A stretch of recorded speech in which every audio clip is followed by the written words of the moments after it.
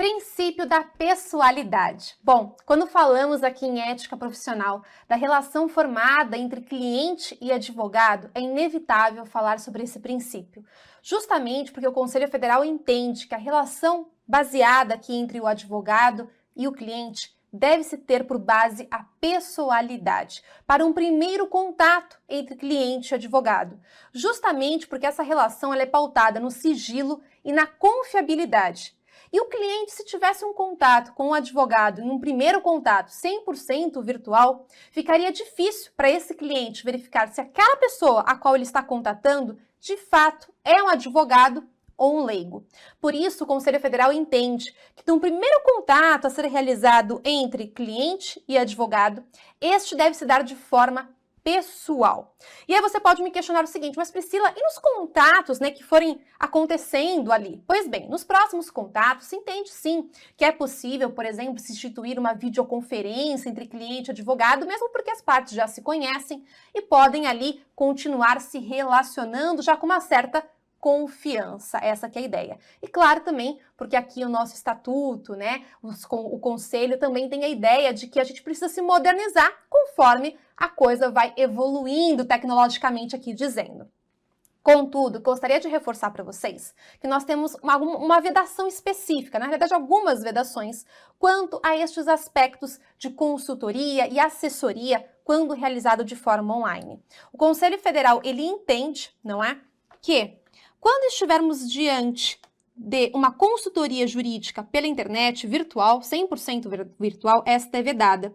Então, eu vou elencar aqui para vocês algumas vedações que eu considero importantes.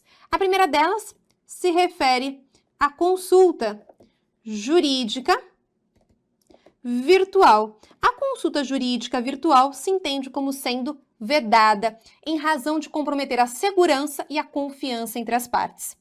Da mesma forma, se entende como vedada a assessoria online. Assessoria online também é vedada. E, por fim, também se entende como sendo vedada a consulta jurídica. A consulta jurídica em sites. A consulta jurídica em sites se entende, como ali sendo praticada para público indiscriminado, como sendo também vedada, justamente por em todas essas hipóteses aqui, se comprometer parte da segurança e da confiança que deve se ter nessa relação.